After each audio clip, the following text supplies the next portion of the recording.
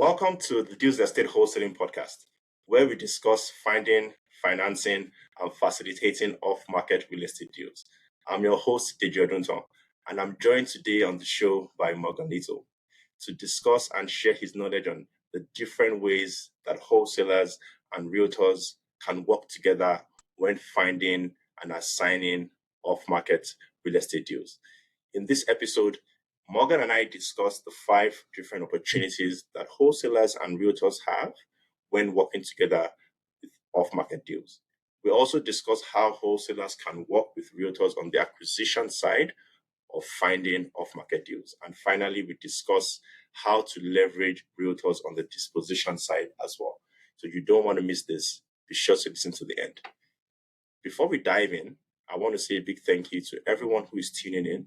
If you are a fan of this podcast, please hit the like, subscribe, and notification buttons, and we would greatly appreciate a 5-star review as well. So without further ado, let's dive into today's episode. Hi, Morgan. Welcome to the Deals.And Wholesaling podcast. Yes, sir. Deji, my man. Thank you for having me. I appreciate it. Happy to be here. Thank you very, very much for being on. And I can't help but notice that your background is looking very interesting. I'm wondering what's going on there. I'm seeing trees, I'm seeing the grass. It's very different from my background. That's a blank white screen. So, maybe you want to tell me what you're up to this weekend.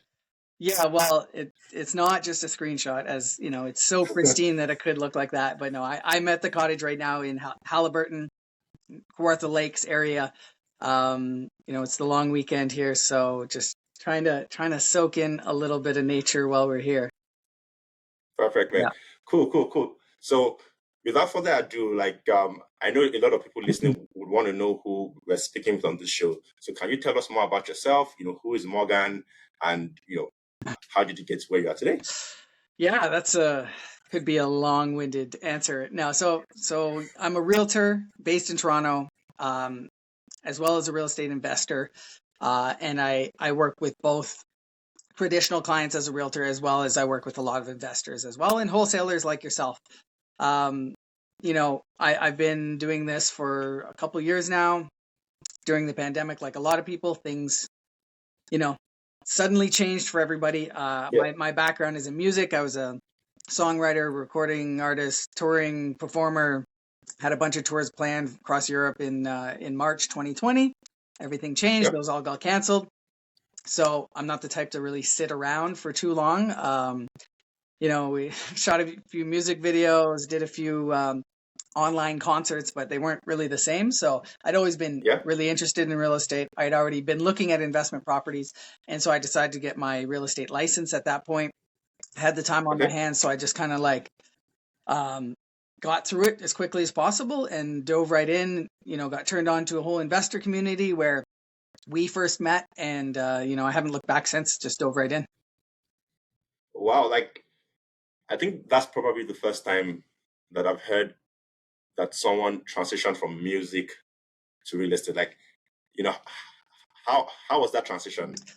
Honestly, it was pretty seamless. Like I said, I'd been interested in it for a while. I had the time. It made sense. It worked. I fully committed, and it's a very similar, transferable set of skills, I think. So, it hasn't been that crazy of an adaptation or, a big shift in mindset. I've always kind of had that entrepreneurial mindset sorry, there's mosquitoes here driving me crazy. I've always had that entrepreneurial mindset as an artist. You have to wear so many hats. You have to be your own promoter, your own, sell yourself. You have to book your own stuff as well as, the art itself. So, I find a lot of similarities, and I like to figure out kind of ways. At first I tried to structure it. I'm like, okay, so the realtors are like the artists, the brokerages are like the labels, mortgage brokers, will call them like the promoters, and I just tried to relate it so I could kind of grasp it easier in my head and really try to understand the game. Okay, and in this music analogy, where would the wholesalers come in? Good question. Wholesalers are the bootleggers. Okay, I'll need to find out if that's a good thing or not. There's a place for everybody. No, I'd have to think a little deeper to see exactly what that role was, but but there's a place for everybody. Okay, cool, man. So that's actually interesting because I love that angle and how you brought that angle into real estate. And the reason why I say that is because I know for a fact that the relationship between wholesalers and realtors sometimes could be a bit contentious versus collaborative. And I know that you've taken a somewhat different approach. So, just from your standpoint, like I usually look at different ways that wholesalers could work with realtors. I know there's the possibility to work with them from an exclusive listing standpoint, expired listings, comparable sales, assignments, hotel. But I just wanted to get your own thoughts on, how should wholesalers and realtors work together? What are the opportunities that could potentially come up by working together? Well, even before how, I think the simple fact is that they should, right? Like there is this massive block with a ton of realtors and wholesalers, not on the wholesaling side, but on the realtor side. Just the fact that they don't even consider, that there are opportunities to work with them, I think is the biggest hurdle that needs to get over. And then it's, okay, how can we work together? And as you mentioned, there are multiple ways. I think it's important, right? It's just another tool in a realtor's belt to have access to some of that off-market stuff, right? Especially when we've gone through these, over the last little while, we've seen a lot of ups and downs. That's the market in general, but we've seen a lot of extremes lately. So being able to have access to these other tools, I think, is extremely important. And, I try to communicate that with other realtors as well. I've been open to it from the start. And so I think it's really given myself an advantage. Yeah. Okay. So as I mentioned earlier, I usually look at this collaboration from 5 different lenses. Or, I think it'll be helpful to get your thoughts on each of them. So I had mentioned like 5 different ways that I usually like to work with realtors. One is with exclusive listings, right? So I would obviously love to get your thoughts on, what exclusive listings are, how they're different from off-market deals, what the opportunity is, in the exclusive listing space between realtors and wholesalers. Yeah, absolutely. Well, exclusive listings are essentially kind of like off-market deals for realtors, right? It's a listing where a seller doesn't necessarily want to go to market. They don't want to be listed on the MLS. They want to get it sold. It can be for a variety of reasons. Oftentimes it's for, higher end homes, more luxury homes. They don't want everybody coming to like walk through their property, stuff like that. That's one extreme, or it could be the other end, right? Where maybe it needs some work. It's not going to show well on the MLS. And so they want to get it sold. They know a realtor can get it done. They know that a realtor has a network that they can sell it through without posting it everywhere. So that's essentially what an exclusive listing, and it similar to an off-market listing. It works both ways. So a realtor might have an exclusive listing that might help a wholesaler because it's that exclusive access, right? That not everybody's going to see. So if you have that relationship with that realtor, you're going to get access to those exclusive listings for your client base or for your, database, investor base, whatever it is. And then for the off markets, right? If a wholesaler has off market properties, a realtor should be open to that relationship because they're going to get access for their clients to properties that they'll never see. They'll never hit the MLS. They would have never gotten access to because that seller may not have wanted to work with a realtor. So that's just one of the ways that, having that open relationship to wholesalers and to off-market properties can be very beneficial. Yeah. So it's good that you said that because in addition to the explanation that you've given, from my standpoint, like I'm also aware that it's not in every case that a seller wants the highest price. Now, that is probably what 9 out of 10 sellers would want. But there are cases where sellers may want things like speed, convenience. And I find that when you are able to share that deal with thousands of private buyers, you have a higher likelihood of selling that deal faster for the client. So that's another angle where I look at it from, where it might not necessarily be price that the seller is looking for. It could just be speed, it could be convenience, and the seller is willing, to take a relatively lower amount for the benefit of selling it faster. So 100%. And not only that, like Sure, a lot of sellers want the maximum price, especially in this environment we've been. People are seeing they get this FOMO. They see their neighbor sold for X amount at this point, so they think they should just, the only reason they're selling is to try and get the most amount. That's Yep. a certain amount of people. It is what it is. But there are a lot of people who are selling for a variety of reasons, and price isn't necessarily the most important thing. It could be a closing date. If you can match their closing date, whether that's really quickly or whether it's really long, a long time out, or whether it's a family member who had somebody passed away and they were a hoarder and they don't want to deal with it. There's a variety of reasons. If you can match their terms, then price, drops down the list of most important things. Yep. Price versus terms, right? Like nowadays, I usually ask, what is the most important thing to the seller? Yeah. Yes, I know. Yes, I know they want this price, but what is the most important thing to them? Yeah. And then based off of what that response is, yeah, we could essentially match the price. Yeah, for sure. They love me. They love, Okay. I got that sweet blood. But no, it's huge. And you hit on it right there, is asking questions, right? Asking as many questions as possible is going to get you to those answers. When you first start talking with somebody, you're just scratching the surface. If you can keep digging, build rapport with somebody, you can get to those real answers, and that'll really help solve a problem. And that's what we're all just doing, is solving problems, right? Yeah. Yeah. Okay. So that's for exclusive listing. Now, the second opportunity that I look at from a realtor and wholesaler standpoint would be expired listings. Again, these are listings that were on the market at some point.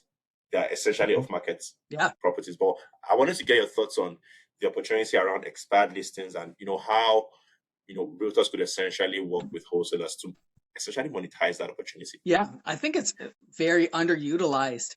I feel like it's talked about, but not necessarily done in practice very often, and myself included.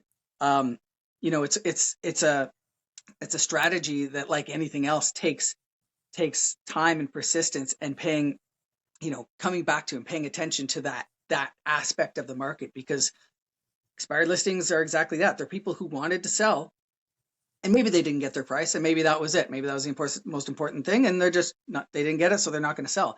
But there can be a million other things that could have happened there. It could have been mispriced, overpriced, underpriced even, and didn't sell for whatever reason. But those people still want to sell.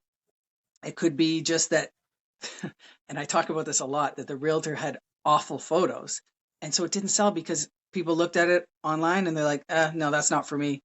But yet, they're not really even showing it has a view like this. They showed a couple cell phone shots of the inside, right? And people don't realize. I've heard a story of that. They're like, there was a lake in the backyard that they didn't even show in the photo till like photo 48 or something like that.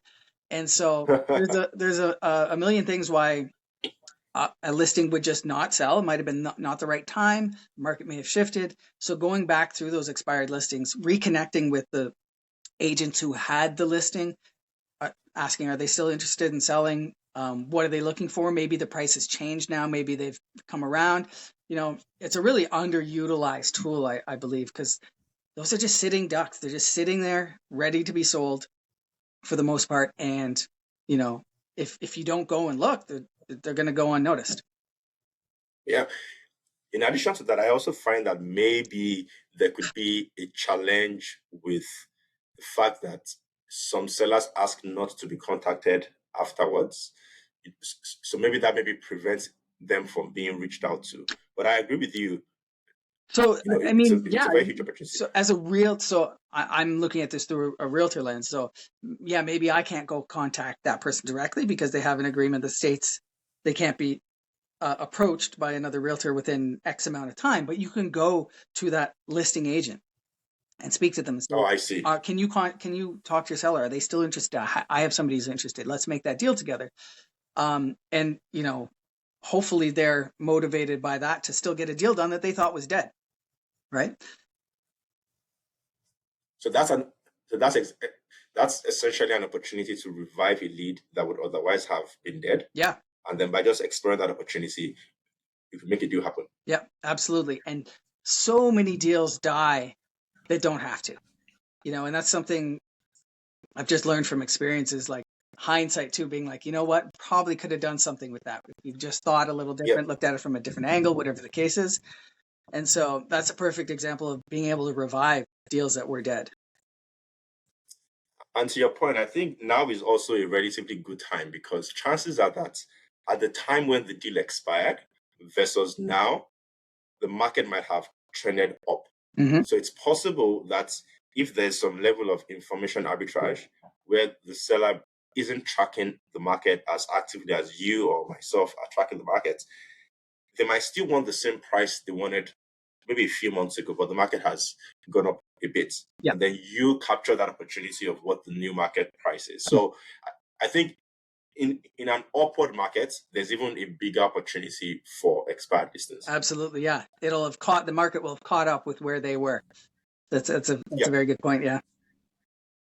Cool, man. So we've discussed the first two.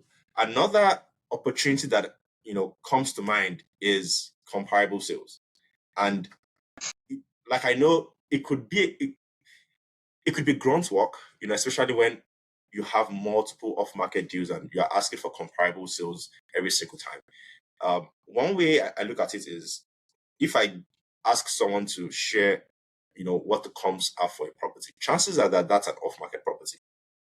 And chances are that, it's not open to everyone yet. It's still a lead. So as a realtor, I would imagine that that's also an opportunity for you, because if I tell you there's a seller that wants to sell a property in Toronto or Sudbury for $500,000, and when doing the comps that this is retail, I would imagine that it's an opportunity for you to say, hey, this is a retail deal. Why don't we try to list it? So I just wanted to get your thoughts on the opportunity that is there for realtors, by being open to doing comparable sales for investors, doing comparable sales for wholesalers, getting access, first dibs essentially on this off-market deal. So I just wanted to get your thoughts on that. Yeah. So this is a big one. I've heard from a ton of investors. They have a hard time building or going to a realtor and saying, can I get some comparables? Because for a lot of realtors, a lot of people, their first instinct is, this is not a deal that is going to be mine. Why should I do this? Why should I waste my time? It is time consuming. Yep. And that's completely the wrong way to look at it. I get it. It can be time consuming, but that's why, we get assistance to help with some of that work as well. But the biggest thing is like you said, we have to look at it like, okay, maybe there's an opportunity to list here. If that isn't going to work out, but there's also maybe an opportunity, I can find a buyer for this. There's multiple ways that you can insert yourself into a deal. Having these off-market leads, like I said before, is access that nobody else has or very few people have. So you're a superstar if you have a client who's been looking for this thing, and all of a sudden you can find it over here where, no one else would have been able to bring it to them. Or maybe it's not even a client. Maybe it's somebody you've been talking to who's not a client yet, but you're able to be like, look what I brought you, and they can become a client. So yeah, there's a lot of opportunities that can come from these things. And it's all, this is a relationship business. And if you don't realize that, you're kind of missing the point. So maybe it's not even this deal. Maybe you're not going to make something. Maybe I have to find you comps on 5 or 10 properties before anything actually works out between us. But that's all relationship building, right? And it's relationship capital. You're making deposits into a capital at some point, because I've done all this for you. And this is not why I'm doing it, so you can do something for me. But, just in the natural order of things, I've done so much of this back end work, no problem, didn't ask for anything, that once there's an opportunity, who's the first person you're going to think of? Right? Exactly, you. Yeah. Okay, so you hit the nail on the head, because I share that same perspective and that same mindset, that comparable sales should be looked at and should be viewed as priority access. Mm-hmm. That's essentially what it is. Yes, I'm asking someone or a realtor to spend time to provide me comps. But what I'm doing is I'm giving you access to an off-market deal that no one knows about. Mm-hmm. So you now have that access. You can decide, as you said, okay, I'm doing comparables for this person, but why don't I just offer him the opportunity to buy the deal here now?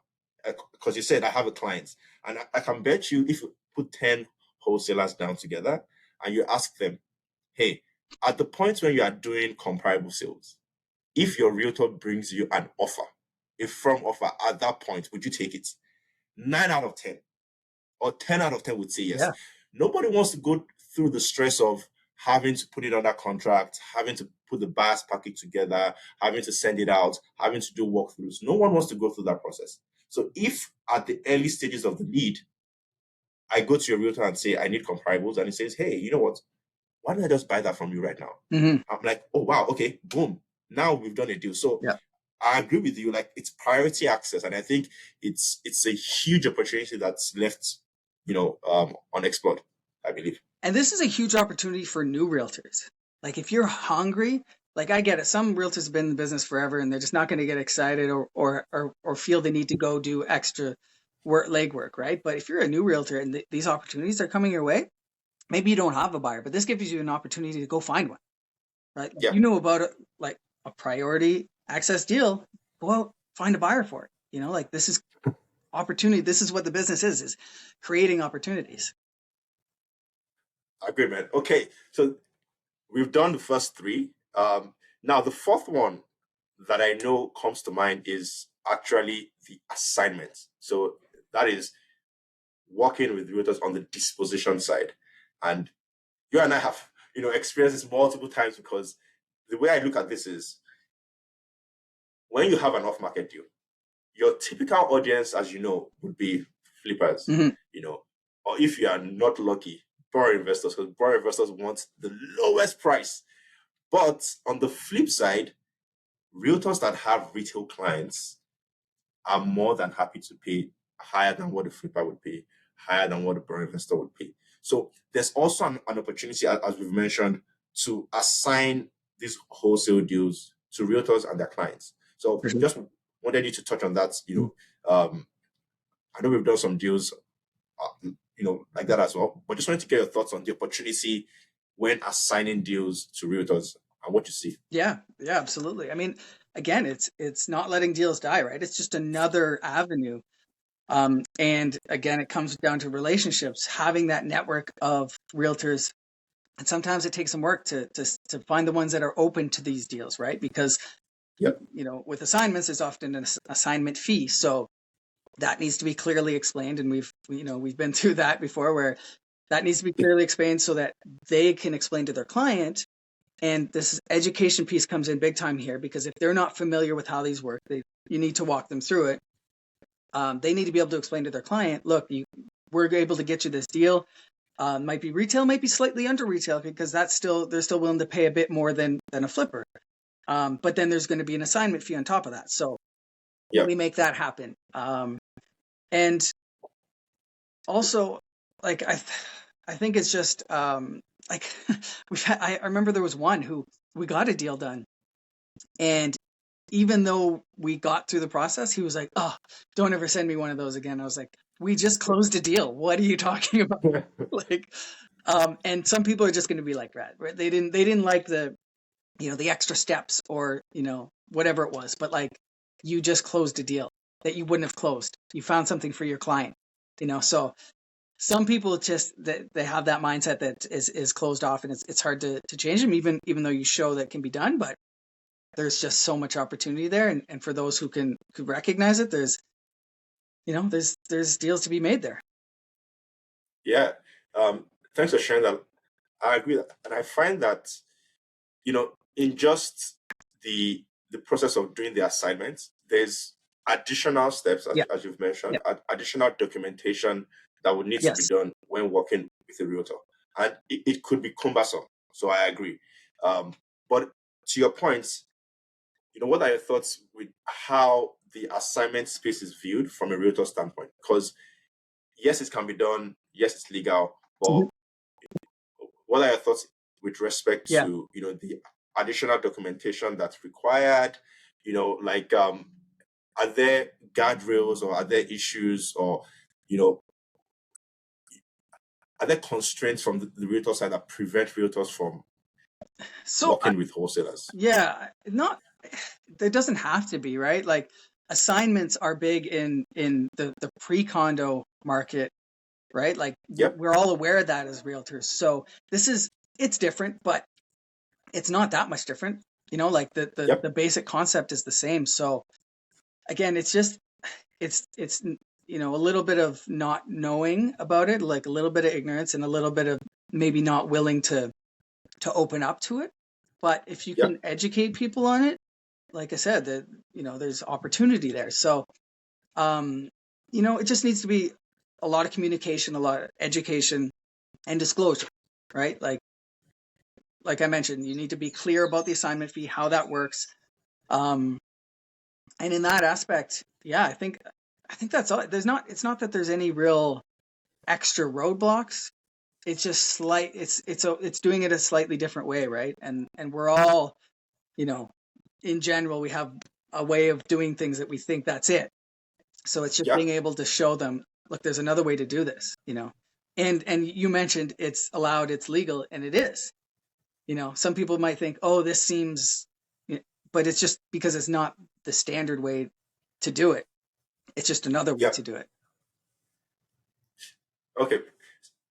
This is a perfect segue to the next thing that I wanted to share out, which is the differences between the traditional off-market process and the off-market process with realtors. Yeah. So there are a few differences that come to mind. For example, with the traditional off-market process, right? If you're selling to a flipper, there aren't any fees there. You charge an assignment fee to the private buyer, right? But if you're selling to a realtor, there's commissions involved. Yeah. And the traditional MLS process, the realtor on the buying side doesn't, like the buyers don't pay the fees. So it's a bit different where you want to assign to a realtor, and then the expectation is the fees for the realtor are paid by the wholesaler. But in some cases, you ask the buyer to pay the fees. So, what are the differences there? What are the differences that you see there, in terms of the difference in expectation where, the realtor expects, okay, the wholesaler should, pay the fees versus their clients. Right. Yeah. So that can be a challenge, right? That can sometimes be a piece that is hard to get past for people. And so, you'll see in a lot of off-market packages, realtors bring your clients, add your commission on top. So that has to be made clear, right? You have to tell your client, look, this is the cost, including my fee, right? So you're adding your commission to it. As long as you're clear with that, I think that's fine. It may be harder for a buyer to swallow because they weren't expecting to pay that price. But if you're able to get them something that is either simply available now in this environment of low inventory, if you can find them what they want, then they, may be willing to pay that price. Or if you can find them something that is slightly still under market value, right? Like the whole point of wholesaling deals is that they're under market value. So if you can get that to a client, they pay the commission, and now it's market value, what's the difference? They're paying that price that they would if they found it on market. So it takes communication, right? It takes explaining it to it. Or we've also done deals where we've included the commission in the assignment fee, right? We've taken it out of the assignment fee. If there's a large enough fee, we can pay the $5,000 or $6,000 to a realtor just to get the deal done, right? So there's different ways to do it. Yeah.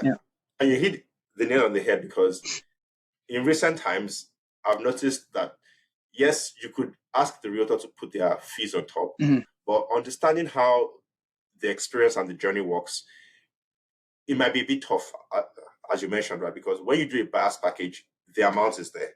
And then if the realtor wants to send that package to their buyers, now the buyers see the price. Yeah. And now you're asking them to add an additional 2.5%. So that experience is not ideal.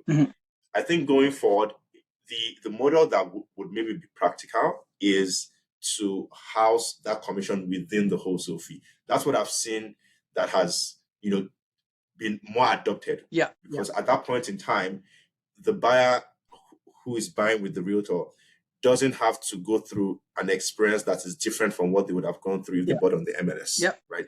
They don't have to worry about paying an additional fee, right?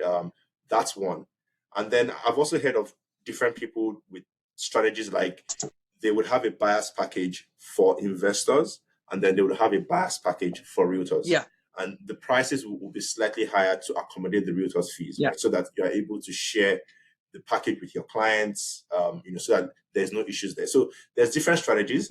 I also know that there is the concern of the fact that wholesale fees are not usually financed, right? So there's a concern of having to pay the extra fee, having to pay the wholesale fee, and then having to now pay the deposit at the bank. So there's a lot of considerations. And to your point, what I'm saying that again would probably be the most practical way is to house the commissions within the fees, because the incentive is for you to sell the deal, right? So you want to ensure that you remove every blocks or every hurdle to selling that deal. Yeah, absolutely. And that's it. You want to make it as easy as possible for everyone involved.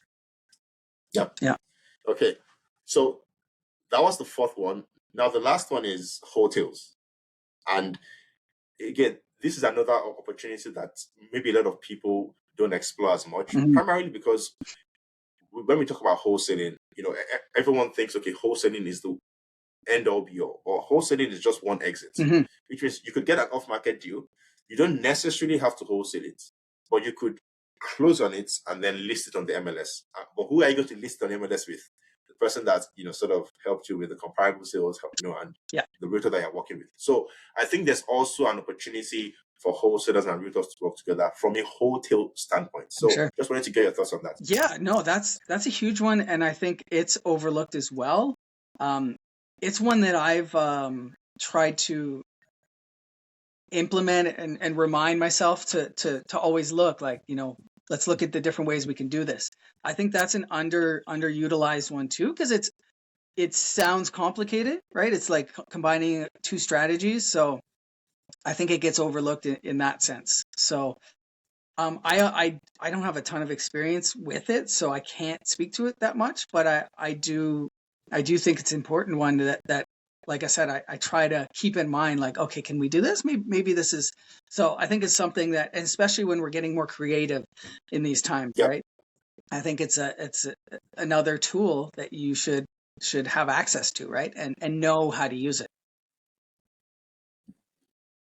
Yes, spot man. So those are the 5 ways that I personally see, that realtors and wholesalers could work together. From your own standpoint, like, are there any other ways that you've seen that maybe has worked in the past, or that realtors should think through, or new realtors should explore? What are your thoughts on that? I think, just like I mentioned at the start, like if you're a realtor and you haven't opened up these relationships with wholesalers, or you've been, you've purposely blocked them out, or maybe you just haven't met any, take this opportunity to go meet some. They're out there, right? Like, go in these Facebook groups, get on these email lists, because there are a ton of properties that are being exchanged off market that you might have a client for that would be perfect for, and you're just missing those opportunities, right? You're limiting yourself, and you're limiting what you can offer your clients. So I think you've covered all the ways that they can work together. There's probably more we're not even thinking of, but just opening up those relationships will open up those opportunities and show you the multiple ways, as long as you can be creative and put your, like, you're dealing with investors. Wholesalers are investors, so being able to, you'll learn so much from them about how to think about things, how to look through the lens a little differently. So I think if you're a realtor who's watching this, and you're probably interested in learning more about investors, or working with investors, or what is wholesaling, then this is your opportunity to learn and open yourself up and go build those relationships. Like I said, this is all relationships. That's all it is. It's the entire business. So go do that. Cool, man. And to your point, like from a wholesaling standpoint, like anyone who is getting into wholesaling, like I always recommend engaging with realtors. And there's a distinction that we hear every single time, work with an investor focused realtor. And a Yes. lot of things that you said alluded to, be like having the right mindset, seeing opportunity where a lot of people wouldn't see opportunity, and taking not necessarily the traditional approach to things. So I just wanted to, to get your points on your thoughts on the distinction Yeah. that people make when they say, okay, work with an investor focused realtor. I just wanted to get your thoughts on Hmm. who an investor focused realtor is, and how important it is when working with an investor focused. Like, why Yeah. should we work with an Yeah. investor focused realtor? It almost seems like there's this like, okay, you're an investor focused realtor or you're not. And it doesn't have to be so black and white, right? Like you can focus an investor focused realtor is what it sounds like, right? Somebody who focuses on working with investors and those opportunities. I have two sides to my business. I work with traditional clients as a traditional realtor, and then I work directly with investors, both on the buy and sell side. And so it's all, I've said this a few times now, I'm just repeating myself, but it's all having tools in your belt, right? So like, you don't have to be, when you hear the term investor focused realtor, that doesn't mean you have to just go off and learn all this crazy stuff that it's going to turn you into another type of realtor. It's, slowly building those relationships. Investors can be buying duplexes, they can be buying multifamilies. Like there's a massive scope of what you could learn. So again, it's just opening up your arsenal, having more tools in your belt. Um, and and not only that, it's like if you become, you know, like knowing how to work with realtors, it's just going to help you when you're working with your traditional clients, right? Because you're, like you said, you have access to these other opportunities that, um, are on the investor side of your business that you can bring over and provide opportunities to traditional buyers or to other realtors. So it's just opening up your capabilities and the amount of opportunities that you give yourself access to. Okay, so in line with that, Mhm. we've spoken about how there's so many opportunities working with wholesalers. But from your standpoint, do you know if realtors themselves can wholesale? Right. So I guess the short answer is no. Um, I'm not a wholesaler myself, but I work closely with wholesalers, right? And the only real reason for that is it's just to keep things simple. You can, I guess you can, even though I said no, but it's just a lot of disclosure, right? Like you only need to disclose that you're a realtor. And a lot of times these off-market sellers are coming to companies like Deals.And because they don't want to deal with a realtor for whatever reason. They don't want to pay fees. They don't want to people coming through their house. They don't want to stage and take photos. It doesn't show well. It's full of stuff. It needs work. Whatever the case is, they think what a realtor is not what they want to work with. So, Yeah. like I've run into this.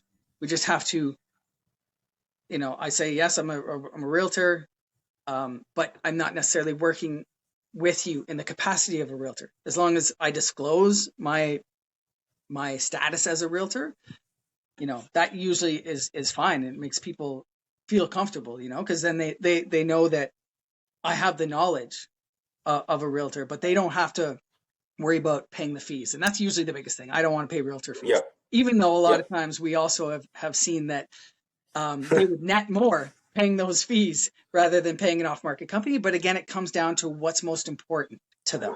Exactly. Do they Yes. want a quick sale? Do they want to just not deal with people? Whatever it is, again, it may not be the most important. Um, I don't know if I answered your question there. Yes, you did. Yeah.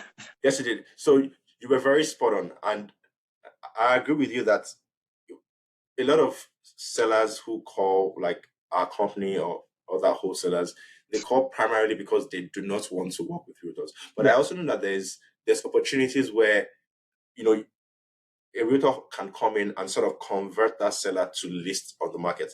Right. Just wanted to get your thoughts on that as well, because from my standpoint, I know that it's not necessarily the easiest, to convert an off-market seller, to the MLS route, primarily because, to your point, they called because they didn't want to work with a realtor. Or in your experience, how have you seen that experience where someone calls primarily to sell off-market, or you see the opportunity in listing on the market and you sort of, convert them from the off-market route to the MLS route and list on the market? So you just want to get your thoughts on that. Yeah. So I touched on this a little bit earlier about solving problems, right? And I think no matter what way you're coming at it, it should be about solving problems for people, right? Like, people are calling because they need help with whatever their issue is. So, and we didn't talk about this at all, but I think it's important to touch on too, is people who are successful in this business are not just trying to make as much money off every deal as possible. They're trying to help people. If you become a problem solver in this world, in life in general, you won't have a problem with deal flow or with money coming your way if you can solve problems and you become known for that. So I think it's really important if it doesn't make sense to wholesale, then being able to offer the opportunity. Look, like, we can list it for you. We can try to cater to as many of the needs that you have, if they're about not wanting people to come through or wanting a quick sale, whatever it is.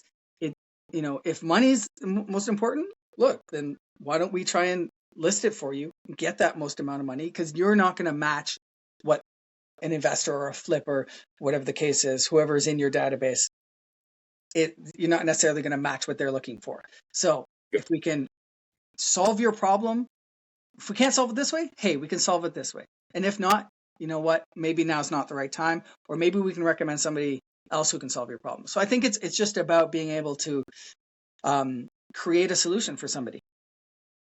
Yep.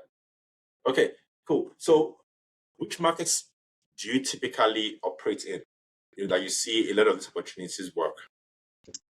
So I'm my traditional realtor business is Toronto, Mississauga, Vaughan.